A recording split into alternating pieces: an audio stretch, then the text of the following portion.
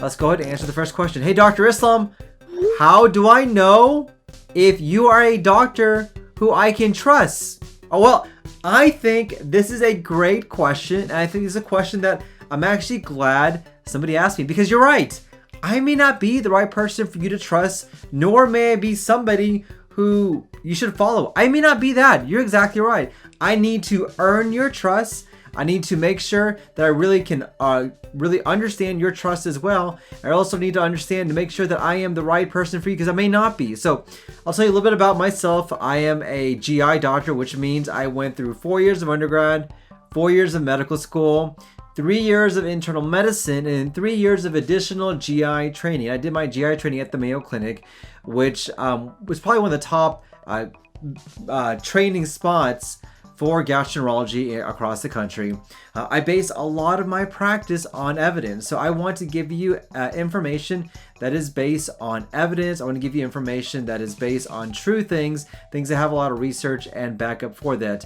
And if there's something I'm going to talk about, it's not, we don't have a lot of good evidence for that, I will be straight up and tell you, hey, I don't know if we have a lot of good evidence for that, but based on my clinical experience, this is what's going on. I'm also the chief of GI over at the division of Texas Tech. I'm also the new program director as well for the GI fellowship as well. I publish a lot of articles on peer-reviewed journals, but having said all that, you're right, I may not be the best person for you.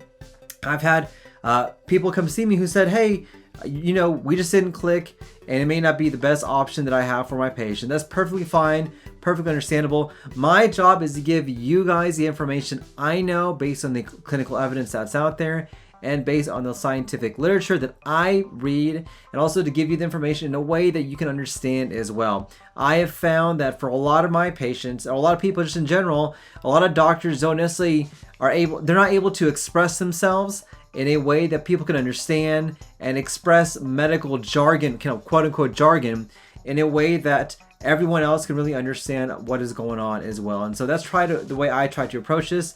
I use a plant-based diet as the main evidence for a lot of my information. There's excellent evidence to support a plant-based diet. I try to incorporate a lot of natural foods, natural treatment, and more kind of a natural therapy, but also I bring in the blend of modern medicine as well, so I can have that combination as well. I'm trained in both, and I think with that training, I know exactly which diseases need modern medicine.